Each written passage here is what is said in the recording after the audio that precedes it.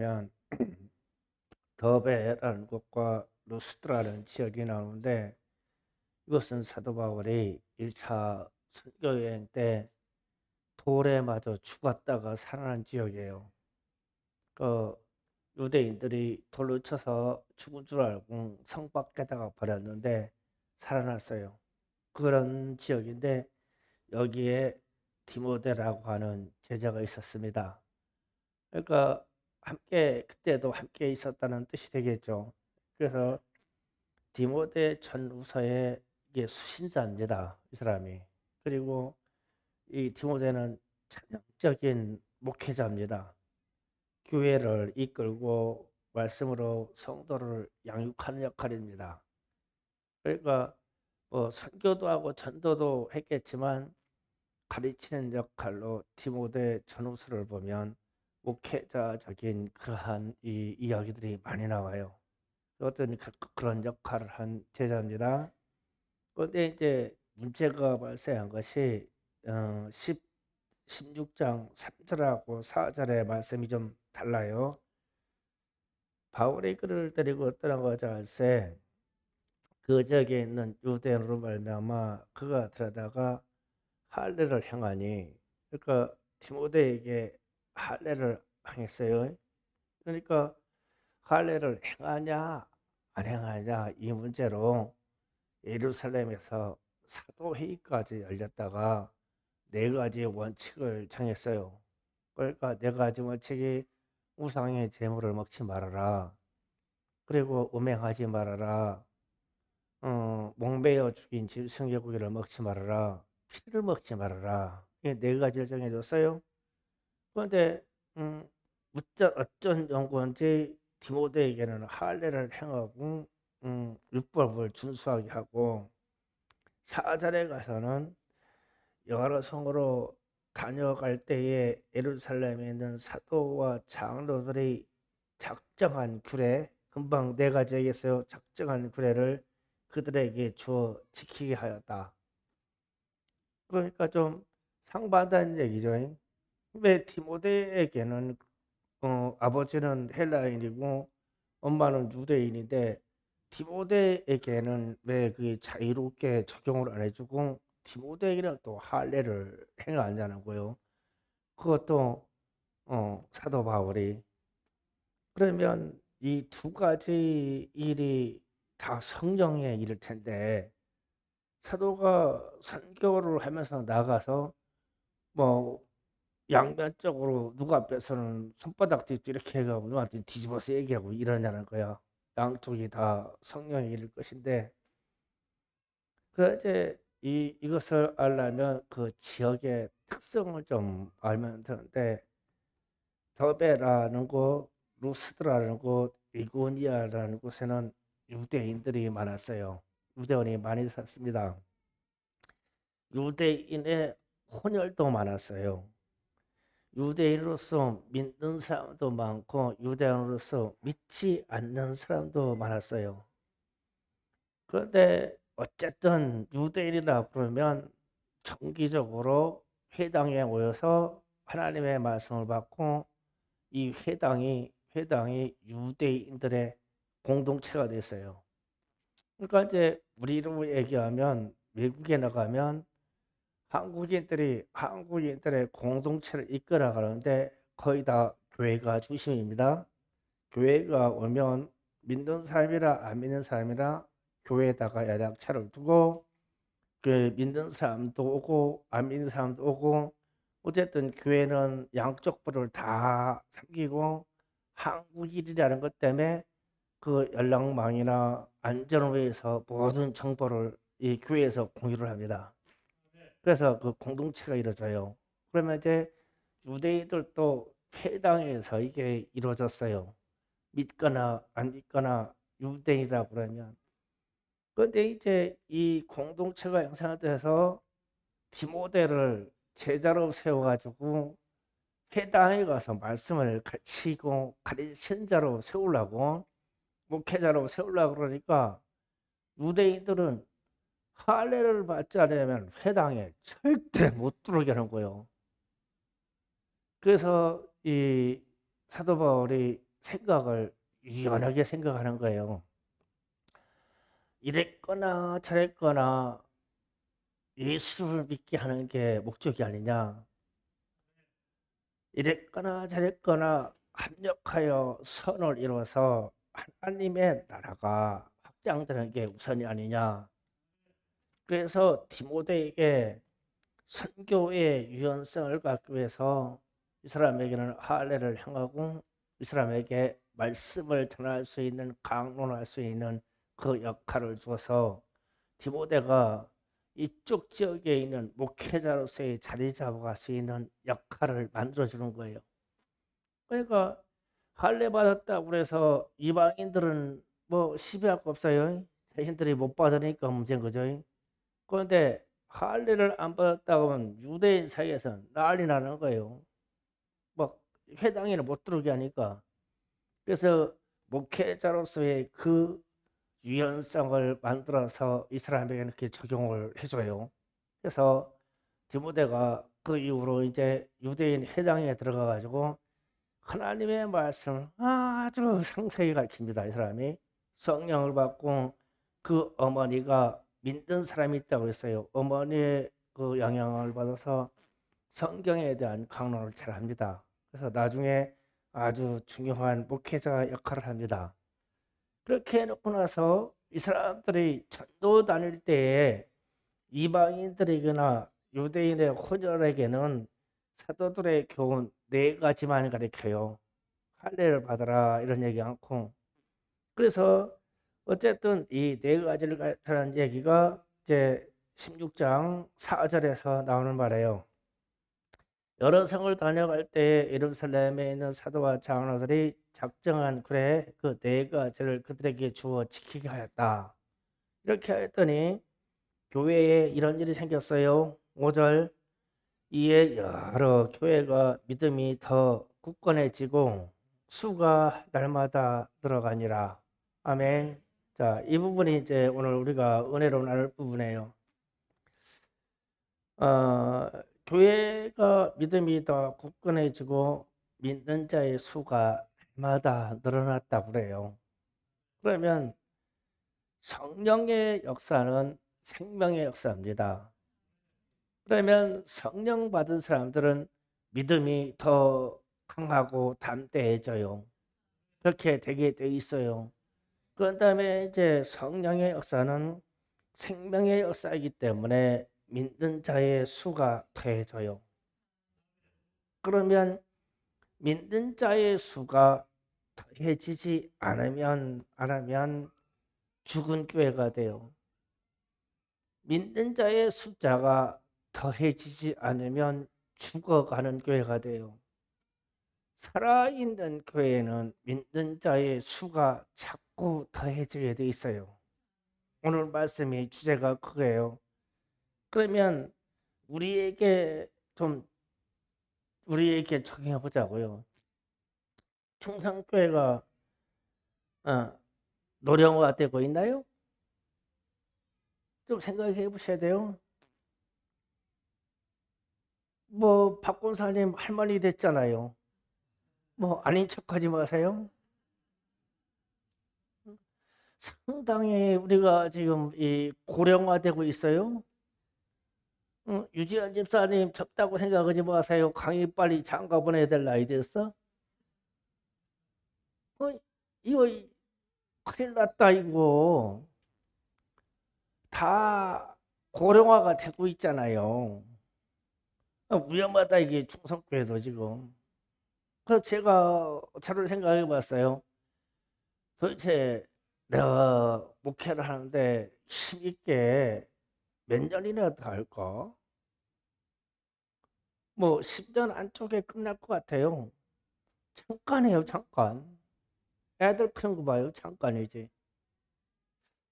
그래서 교회에는 새로운 얼굴과 믿는 자의 수가 자꾸 이 생명이 차 들어와야 돼요. 그래서 우리 같은 이제 노령된 세대를 밀어내야 돼요.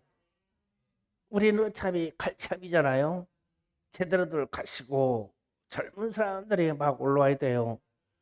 그런데 이 현상이 채워지는 현상이 안 나오면은 교회가 위험해져요. 사회도 위험해지고요. 그런데 성령의 역사하는 교회는 이 믿는 자의 수가 날마다 늘어났다는 거예요. 우리는 날마다 늘어나는 일이 생겨야 돼요. 우리는 그래도 중고등부 애들이 있어서 뭐 위안이 간다 그러는데 아니에요. 유아들 보면은 애들이 바글바글 해야 되거든요. 그래서 박준상 집사님 되는 제 출산 계획이 있는지 모르겠어요. 하나 가지고 안 돼요. 셋 이상 돼야 돼요. 셋 이상. 이 새벽 예배 때 제가 말씀드렸는데 왜 셋 이상 돼야 되면 본화가 제가 하나인데 이 상태로 인생이 쭉 가면 아마 우리 주권사님이 건강하셔가지고 본화 시집갈 때까지 살 것 같아. 그러고 나서 보면 여기 외할머니 할아버지도 그때까지 살 것 같아. 그러면 벌써 고령화 세 박준상 집사님 늙을 것 같아. 이우리 집사 늙어 다섯. 그다음에 본안에 사돈댁 노인네들이 또 둘이 생길 거야. 둘 일곱. 본아가 일곱을 부양해야 돼. 어떻게 될 거냐고. 이게 농담같이요. 보라는 아무리 뼈 빠지게 일해도 이 늙은이들을 감당할 수 없네. 그러니까 이 보나에게 힘을 분산시켜 줘야 돼요. 그래서 부부를 섬기는데 1인당 둘은 가능해. 그리고 자기네 둘하고. 그러니까 박준상 집사님 되는 애가 셋 이상이 돼야 저 집이 안전해요. 앞으로 얼마 안 남았어. 10년이 두 번 지나가면 이게 심각한 문제가 돼 이게. 그러고 나서 여기서 이제 애가 둘이 있는지 김상훈 집사님도 위험해. 빨리 하나 더 낳든지 무슨 조치를 해야 돼요. 안 늦었어. 쟤들이 뭐 하겠냐고. 양가 노인들이 지금 막 고령화되고 늘어나고 있는데 농담같이요. 앞으로 20년 안쪽에 우리 인구가 이 절벽에 청소년들이 절반 이상으로 들어서 믿는 자의 숫자와 젊은 사람의 생명 숫자를 다하지 못하면 우리나라도 무너지고 우리나라의 이 교회도 무너지게 돼 있어요. 수없이 문 닫아요. 지금도 나타난 현상이 나는 그게 천하의 명문이라고 알고 있는 명지대학교도 대학교를 문 닫아야 된다고 그런 소문이 들려요. 그, 아니 명지대학교가 얼마나 유명하고 인재들을 많이 배출한 나라 저기 대학교인데 문을 닫아? 그러니까 지원하는 학생들 숫자를 묻혀서 그런다네. 벌써 절벽이 온 거야 대학교에. 청년들을 받아들여서 입학시켜서 숫자가 나와야 되는데 안 나와.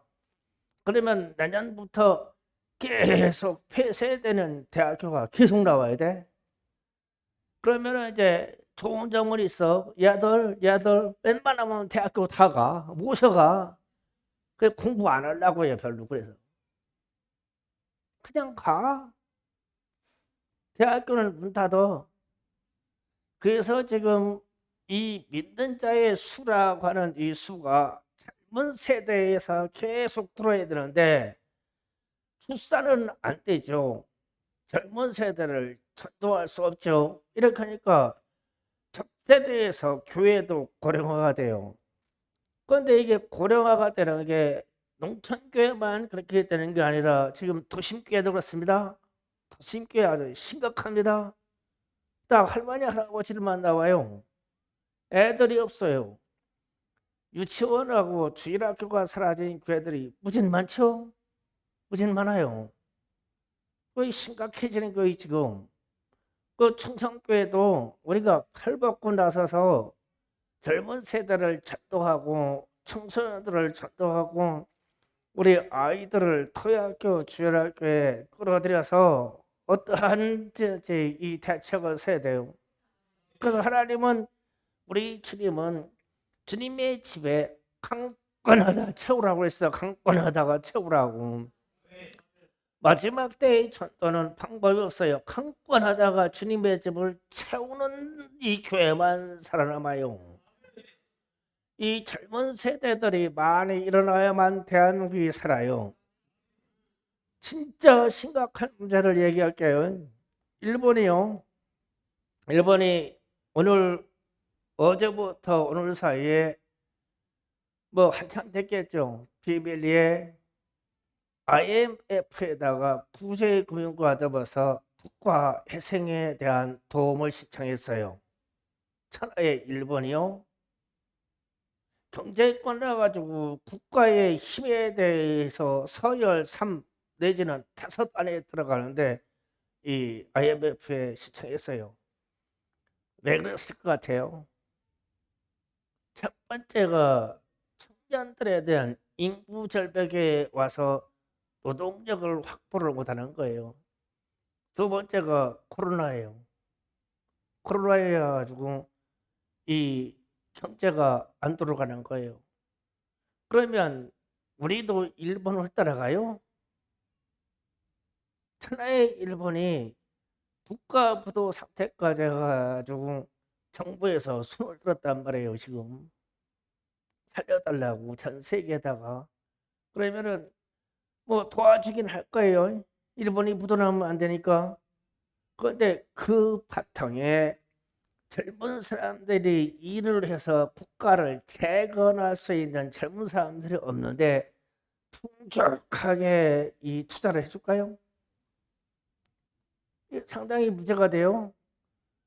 우리도 국가나 우리 교회의 젊은 세대들이 교회에서 사라지면 자꾸 숫자가 줄어들면 이와 같이 돼요. 나중에 지금 이제 전 세계 동향을 보면 아프리카나 이쪽 중동 쪽에서 나오는 흑인 세력이 완전히 앞으로 2, 30년 후에 역사를 바꾸는 주도세로 갈 겁니다. 그러면 이제 그때는 이제 이 인종에 대해서 인권에 대해서 어떻게 변할지는 모르지만 백인이 하여튼 하위 계층이 돼요. 지금은 흑인이 하위 계층이 돼 뒤집혀요. 우리 황인종인 우리 황색인종이 하위 족속이 됩니다. 인구 비중이 안 맞아요. 지금 이슬람권이나 중동에서는 애들이 막 5명, 10명씩 막 가까이 해서 낳잖아요. 거의 폭발적이에요. 이 사람들이 세계를 다 휘어잡을 거예요. 인구 숫자 때문에.